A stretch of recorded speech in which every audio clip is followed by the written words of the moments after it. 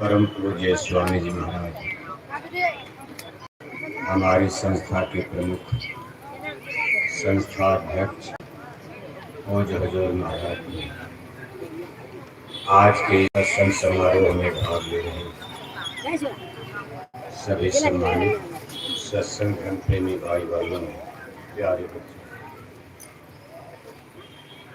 आज आपके इस गांव में जय गुरुदेव धर्म प्रचारक संस्था मथुरा की तरफ से शाकाहारी सदाचारी मानव धर्म का आत्म कल्याणकारी आध्यात्मिक सत्संग संदेश होने जा रहा है, जिसके लिए हमारे परम पूज्य स्वामी जी महाराज ने लगातार 7 वर्ष तक अथक प्रयास परिश्रम करके अपनी आध्यात्मिक पाठशाला सत्संग में बैठा कर हम भूली भटकी मानव आत्माओं को इसका ज्ञान और बोध कराने का प्रयास करते रहे। धर्म और अध्यात्म ऐसा विषय और सब्जेक्ट है, ये वह ज्ञान और विद्या है जिसको हर इंसान और मनुष्य को, चाहे अमीर हो चाहे गरीब हो, चाहे राजा हो चाहे रंग हो, चाहे छोटी जाति का हो चाहे बड़ी जाति का, सबको जानना समझना अति आवश्यक है।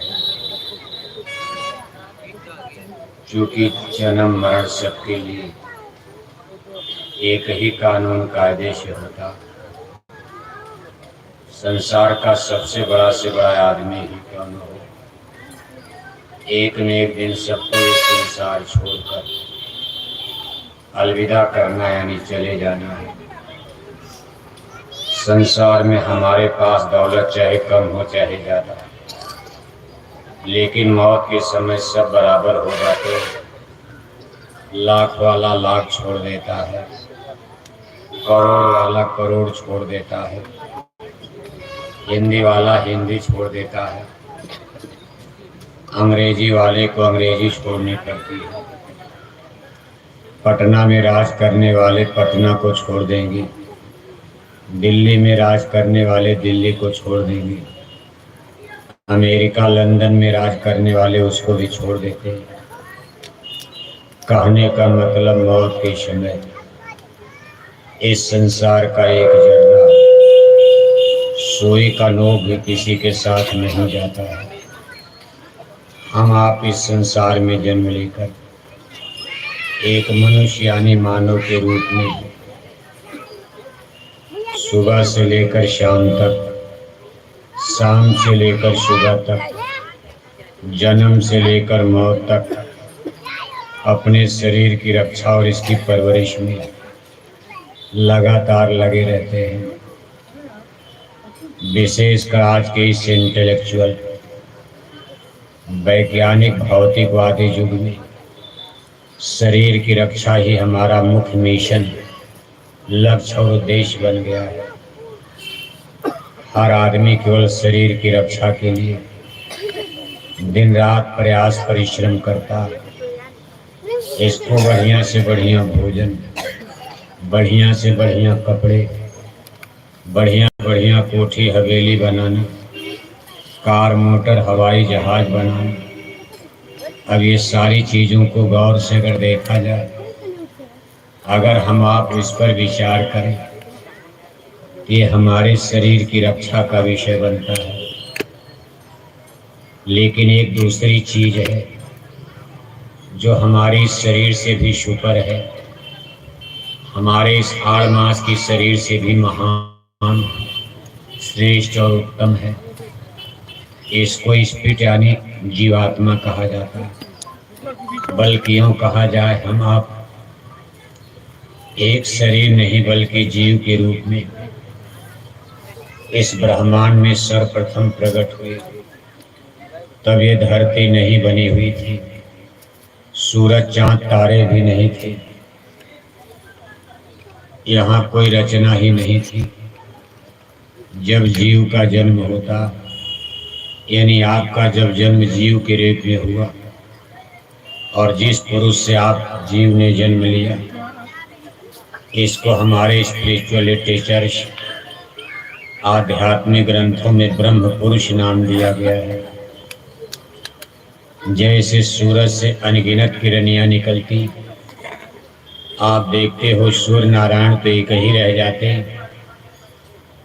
और आज तक एक ही है, लेकिन उनसे अनगिनत किरणियां निकलकर हमारी धरती और पृथ्वी को ऊर्जा, एनर्जी, शक्ति देती रहती, चार्ज करती रहती।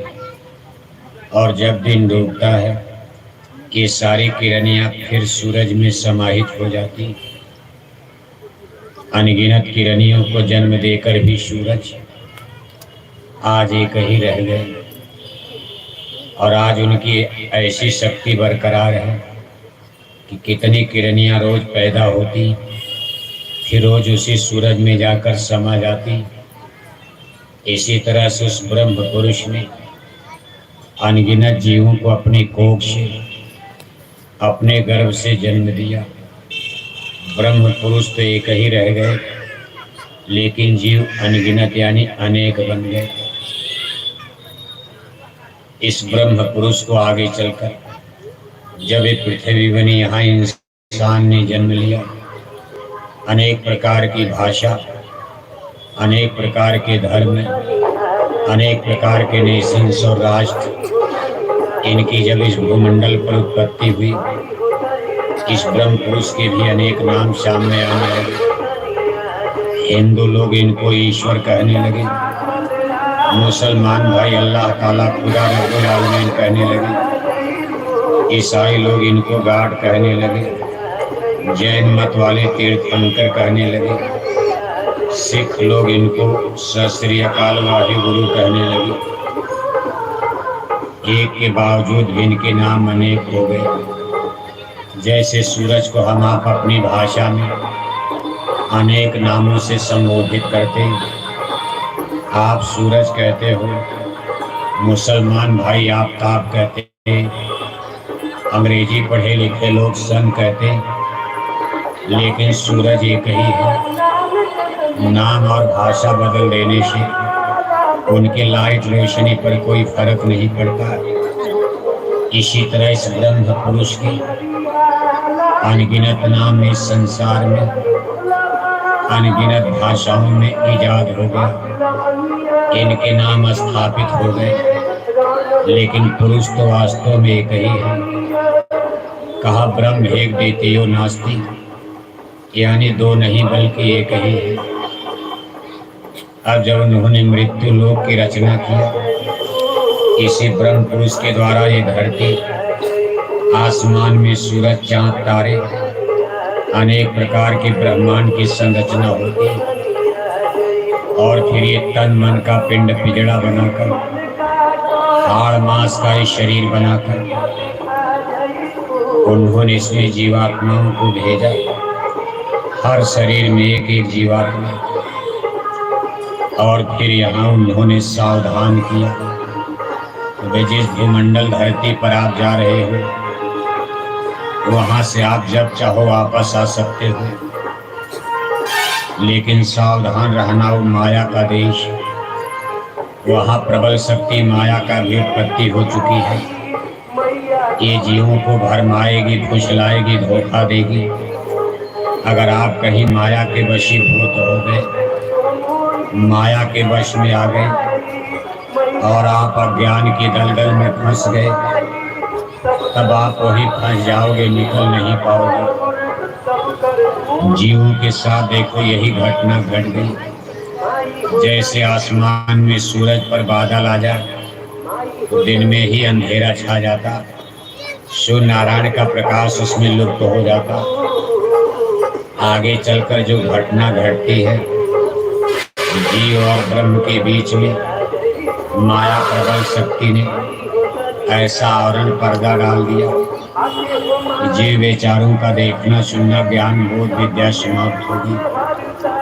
वो अपने उस परम पिता परमेश्वर को भूल गए, अपने देश और वतन को भूल गए। हम कहाँ पैदा हुए, कहाँ से आए और हम कौन हैं, ये सारा ज्ञान इनको बिसर गया, भूल गया। आज यही हाड़ मांस का शरीर मानकर हम लोग 150 बरस अपना ये जीवन जी लेने के बाद इस संसार में मौत को प्राप्त हो जाते हैं। मौत तो आत्मा की यानी जीव की होती नहीं। आत्मा तो अजर अमर बताई गई है। नैनम छिन्दन्ति शस्त्राणि नैनम दहति पावकः न चैलम क्लेदयन्तापः न शोषत मार्तः। हमारी आत्मा को कोई हथियार काट नहीं सकता, कोई आग जला नहीं सकती, कोई पानी इसको गला नहीं सकता, कोई हवा इसको सोख नहीं सकती। यानी आत्मा को अजर अमर बताया। लेकिन शरीर को विनष्ट होने वाली चीज एक न एक दिन इसको विनष्ट होना है। ये जल करके मुट्ठी भर राख बन जाता, मिट्टी मिट्टी में मिल जाता है। यानी इस शरीर के नष्ट होने के बाद भी ये जीव ब्रह्मांड के किसी न किसी कोने में इसका वजूद या हस्ती शक्ति मौजूद रहती है।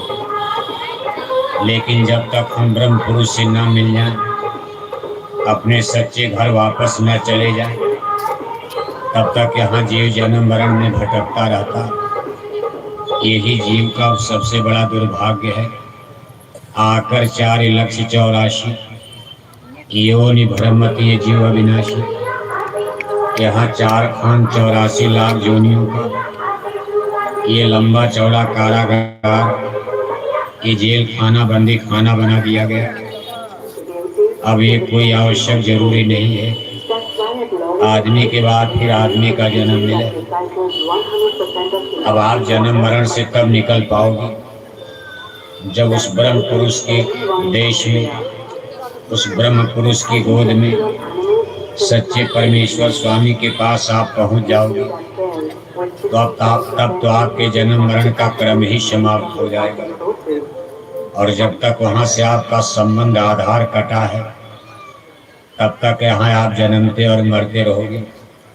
एक जीवन समाप्त होगा, दूसरे जीवन की तैयारी हो जाती। एक तरफ लाखों लोग दुनिया में जन्म लेते, दूसरी तरफ लाखों लोग मौत की भट्टी में भस्म किए जाते। फिर इधर लाखों लोग जन्म लेते रहते। अब जीवात्मा तो देखो उतनी ही है। लाखों लोग जन्म ले रहे, लाखों लोग मर रहे, फिर उन्हीं को जन्म में डाला जा रहा, फिर उन्हीं को मरण में डाला जा रहा। लेकिन इस क्रिया में एक नियम बना हुआ, और ये नियम स्वयं ईश्वर ने बनाया है। कोई जरूरी नहीं है आदमी के बाद आपको आदमी का जन्म मिले, किसी गाय को बराबर गाय का जन्म मिले, कुत्ते को बराबर कुत्ते का जन्म मिले। आदमी भी गाय बैल में जा सकता, कुत्ता बिल्ला बन सकता। इसको 4 खान 84 का ये जन्म मरण का नेचुरली कॉन्स्टिट्यूशन, ये कुदरत का कानून और नियम बताया गया। 4 खान का मतलब 4 वर्ग है। यहाँ जितने प्राणी जीव बनाए गए, इनका 4 वर्ग यानी 4 समूह बताया गया। एक अंडज, एक अस्थावर, दूसरा उपमज, तीसरा अंडज और चौथा पिंडज है। और इनकी 84 लाख नस्लें यानी जातियां बताई गई। जैसे किस्म किस्म के पेड़ पौधे देखते हो, किस्म किस्म की सब्जी देखते हो, किस्म किस्म के अनाज देखते हो। ये जितने फल फूल दरख्त पेड़ पौधे, इनकी 30 लाख किस्में नस्लें बताई गई। फिर कीड़े मकोड़े आप देखते हो, इनकी 27 लाख नस्लें और किस्में बताई गई। फिर अंडज खान में किस्म किस्म की मछली, किस्म किस्म के सर्प, किस्म किस्म के बिच्छू। अब इन सब जन्म जोनियों में कहीं भी जीव को डाला जा सकता। अब ये बात तो थोड़ा सा हमको आपको चौंकाती है, लेकिन चूंकि ये बात रामायण में लिखी है और हिंदू जाति में जन्म लेकर कम से कम चलो मुसलमान भले न माने, लेकिन हिंदू लोग रामायण की हर बात मानते हैं। उसी रामायण का कथन है कि 4 खान 84 लाख जोनियों में ये जीव जन्म मरण में टक्करें मारता रहता है। यानी आदमी से निकाला गाय में डाल दिया, बैल में, कुत्ता में, बिल्ला में भी डाल सकते हैं। अब ये जन्म मरण और ये शरीरों का ट्रांसफर जैसे आदमी से गाय बैल में क्यों डाला, इसके पीछे कर्म कॉन्स्टिट्यूशन काम करता है, यानी कर्मों का विधान काम करता है। हम आप इस संसार में जन्म लेकर सुबह से लेकर शाम तक, शाम से लेकर सुबह तक, जन्म से लेकर मौत तक कुछ न कुछ कर्म करते ही रहते। अब इन कर्मों को पाप और पुण्य में बांटा गया है। अगर मान लो हमसे आपसे पाप कर्म बनता तो हमको आपको इन जन्म मरण में भटकना पड़ेगा, फिर ये दोबारा मानव जन्म जल्दी नहीं मिलता। कहा बड़े घरन के बूझिया सतसंग सुनन ना जान, ते ही कारण कुतिया बने घर घर डंडा खान। कबीर गुरु की भक्ति बिन राजो गदहा हो, लादी लादे और की घास में डाले। यानी राजा भी गधा बन गया। आज राजा कभी कोई सोचा नहीं होगा कि आखिर राजा कैसे गधा बन जाएगा, लेकिन संतों की वाणी कह रही है कि राजा भी मानव जन्म पाकर अगर भगवान का भजन नहीं कर पाया, संतों की खोज नहीं कर पाए, अपनी जीवात्मा के कल्याण के लिए नाम कमाई, शब्द कमाई नहीं कर पाए, तो राजा को भी अगला जन्म गधे का मिल जाता। देखो एक दृष्टांत आता। अब हम आप तो किसी के मरने के बाद केवल एक ही गाना आप गाते हो कि भाई आज इनका स्वर्गवास हो गया। जैसे आपके गांव जेवार में कोई मरता है, उसको जला करके फूंक करके आप 10 दिन तक व्रत उपवास करते हो। 13 दिन के बाद आप ब्रह्मोत्सव 13वीं मनाते हो और पूरे गांव में आप नोटिस सूचना भेजते हो। उस पर आप लिखते हो, लोगों को सूचना देते हो कि मेरे पूजनीय दादाजी का स्वर्गवास हो गया, दादी मर गई, स्वर्गवास हो गया। यानी जितने लोग मरते गए आप सबके लिए स्वर्गवास ही कहते हो। अगर इसी तरह सब लोग स्वर्ग चले गए, आपके पूरे मधुबनी जिला में आज तक कोई नरक गया होगा? किसी ने ये नहीं कहा कि मेरे दादाजी का तो नरकवास हो गया, दादा 1 कुंतल मछली खाकर मर गए, उनकी भी तिरही में चिट्ठी लिखते हो कि स्वर्गवास हो गया। दादा सारी जिंदगी शराब पीते रहे, शराब के नशे में बुढ़ी पागल कर लिया, अपने गांव जेवार में कितनी बहन बेटियों की इज्जत की खुआरी कर दी। उनके मरने के बाद भी चिट्ठी लिखोगे स्वर्गवास हो गया। अगर इसी तरह सब लोग स्वर्ग चले गए तो भगवान का बनाया नरक तो खाली पड़ा होगा। अब इतनी मेहनत से उन्होंने नरक बनाया तो नरक में कोई गया ही नहीं। यानी हमारे आपके कहने से ऐसे स्वर्ग नहीं होगा। और स्वर्ग में जाने वाला जब कर्म करोगे तब भाई पुण्य कर्म, पवित्र कर्म, अच्छे कर्म करके ही कोई स्वर्ग जा सकता। पाप कर्म करने वाले ये 4 खान 84 लाख जन्म जोनियों में गाय बैल कुत्ता बिल्ला कीड़ा मकोड़ा बनाकर इसी मधुबनी के जंगल में आम जामुन पीपल के पेड़ पर कौवा कोयल तोता मैना बनाकर बैठा दिया जाएगा। कुत्ता बिल्ला में जन्म दे दिया जाएगा, कहीं गाय बना दिया, कहीं बैल बना दिया। अब कौन आपको पहचान पाएगा? क्योंकि शरीर तो आपका बदल गया। आज आपका आदमी का शरीर और अगले जन्म में इसी मधुबनी जिले में जन्म हुआ। मान लो अपने गांव में ही जन्म हो जाए, अपने घर में ही जन्म हो जाए और आप अपने ही घर में गाय बैल कुत्ता बनकर पैदा हो जाओ, तो नाती पोता आपको पहचान पाएंगे कि हमारे दादा दादी हैं। अभी तो कोई जोगी पुरुष त्रिकालदर्शी संत महात्मा अपनी अंतर्दृष्टि के द्वारा इस चीज को देख पाते हैं, भाई ये तो पिछले जन्म में ये थे। आम आदमी को विद्या नहीं है कि हम आप इस चीज को देख सके, जान सके। इसलिए महापुरुष कहते कि भाई पुण्य कर्म करोगे तभी स्वर्ग की, वैकुंठ की और उससे भी पवित्र कर्म करोगे भजन कर्म, आपको मोक्ष और मुक्ति का द्वार मिल जाएगा। जन्म मरण आपका छूट जाएगा। लेकिन जब पाप कर्म करते रहोगे कभी आपको मानव जन्म भी नहीं मिलना। स्वर्ग वैकुंठ की बात तो छोड़ो, फिर मधुबनी में जन्म होगा और मानव जन्म नहीं बल्कि गाय बैल कुत्ता बिल्ला मिलेगा। तो हमारी आपकी धारणा, अब हम आप तो अंधविश्वास में, कर्म कांड में, आडंबर पाखंड में पड़े रहते। देखो एक दृष्टांत आता, सिख गुरु साहिबानों की प्रथम पातशाही गुरु नानक जी महाराज, जहाँ से सिख धर्म की स्थापना हुई, उसके संस्थापक गुरु नानक जी महाराज का जमाना था। उस समय दिल्ली में मुगल बादशाह बाबर का राज चल रहा।